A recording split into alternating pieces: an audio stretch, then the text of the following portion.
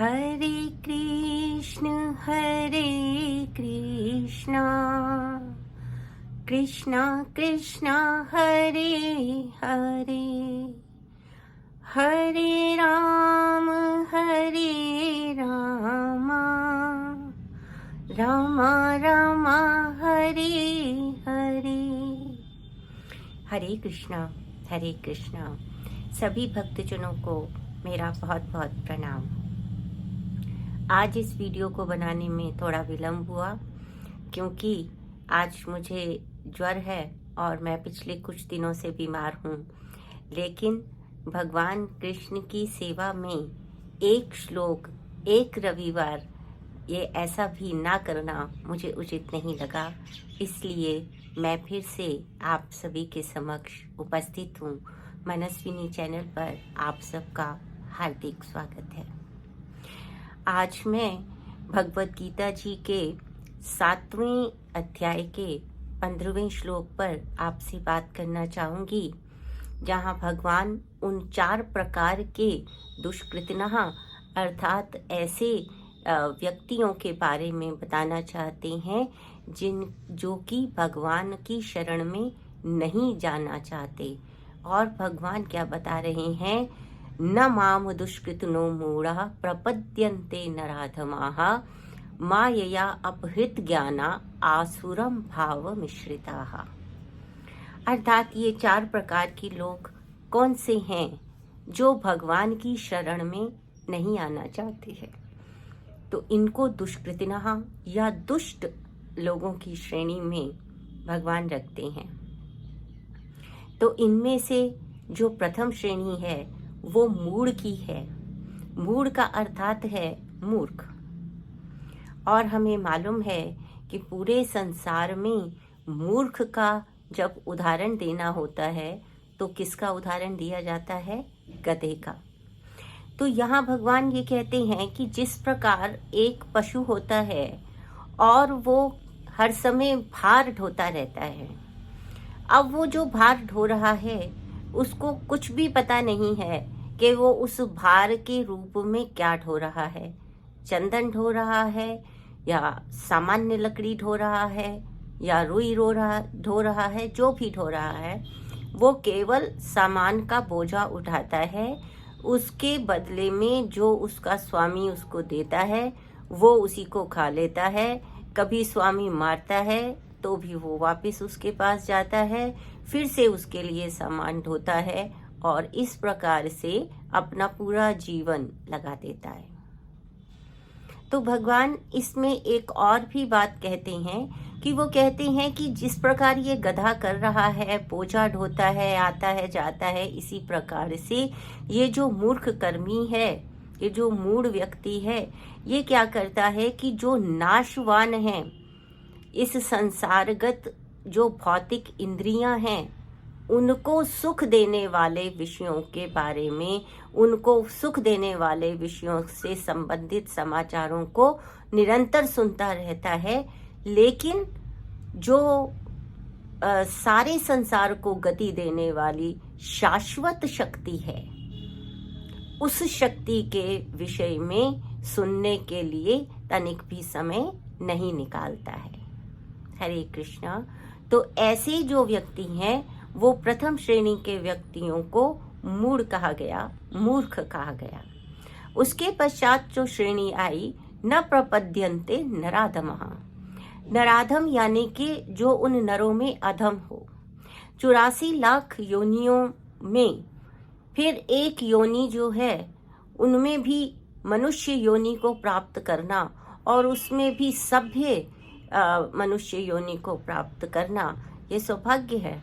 परंतु यहाँ पर भी जो नराधम व्यक्ति है वो क्या करता है, वो उसके पास राजनीति है, उसके पास दर्शन है, सब कुछ है, लेकिन वो धर्म विहीन है।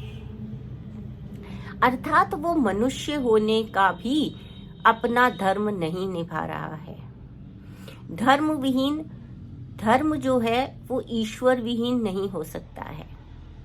तो जब वो ईश्वर विहीन हो जाता है व्यक्ति, तब वह अधम से अधम कार्यों को करने में लग जाता है वो मनुष्यों में अधम है, क्योंकि जिसको अपने कर्मों के अनुसार ही इतनी अच्छी योनि मिली, उत्कृष्ट योनि मिली मनुष्य, तो भी वो परम सत्य की ओर नहीं बढ़ता है और परम सत्य में उसको कोई रुचि नहीं है, वो उस विषय में विचार ही नहीं करना चाहता।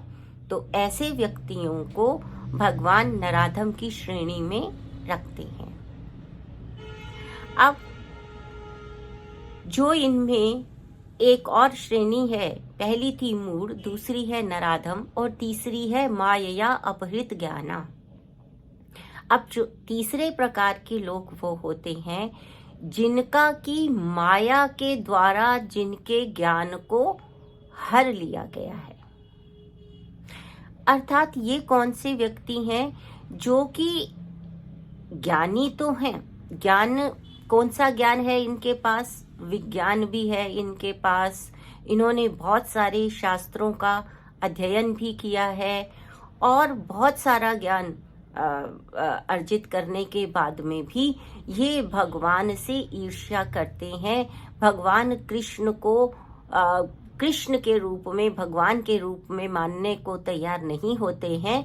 और कैसे तैयार नहीं होते हैं कि वो जो है उनको लगता है कि वो भी परमात्मा का ही अंश है, यानी कि वो तदाकार हैं, जैसा जीव है वैसे ही परमात्मा है।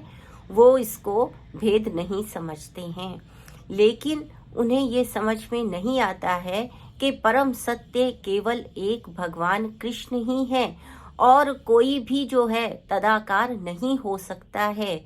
ये निर्विशेषवादी हैं, ये भगवान को निराकार समझते हैं और ये मानते हैं कि ज्ञानी हो जाने के कारण भगवान और वो स्वयं एक ही स्तर पर आ चुके हैं। तो ऐसे व्यक्ति भी जो हैं वो भगवान की शरण में नहीं आते हैं, क्योंकि कहीं ना कहीं माया ने उनके ज्ञान का हरण कर लिया है। हरे कृष्णा। अब आती है चौथी श्रेणी। चौथी श्रेणी उन लोगों की है जो कि मायया अपहृत आसुरम भाव मिश्रितः। आसुरम भाव मिश्रितः का अर्थ ये होता है कि वो किसी को भी उनके अंदर ऐसा अहंकार आ जाता है कि वो पूर्णतया नास्तिक बुद्धि हो जाते हैं और वो भगवान के अस्तित्व को ही मानने को तैयार नहीं होते हैं। जो माया के द्वारा अपहृत ज्ञान वाले हैं वो ज्ञानी होकर भी भगवान का उपहास करते हैं, क्योंकि अपने जैसा या तदाकार मानते हैं। लेकिन यहाँ पर क्या है कि ये नास्तिक, पूर्णतया नास्तिक बुद्धि हैं और ये भगवान को के अस्तित्व को ही नहीं मानते हैं और उनका अहंकार इतना अधिक है कि वो स्वयं को ही सबका कर्ता धर्ता मानते हैं और ऐसा मानते हैं कि सब कुछ उन्हीं के प्रभाव से चल रहा है, ये संसार उन्हीं के प्रभाव से गतिशील है और सबको उन्हीं के प्रति निष्ठा रखनी चाहिए।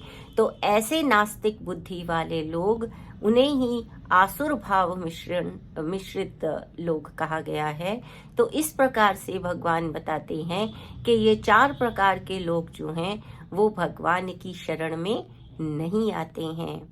भगवान ये सब बताने का भगवान का उद्देश्य क्या है कि वो ये बताना चाहते हैं कि हम संसार में ऐसे लोगों से संगति ना करें और हम प्रामाणिक गुरु से ज्ञान लेकर भक्तों का संग करें, ताकि हम कृष्ण भावना अमृत को प्राप्त हो सकें और भगवान कृष्ण की शरण में जा सकें। हरे कृष्णा कृष्ण कृष्णा हरे हरे, हरे रामा राम रामा हरे हरे।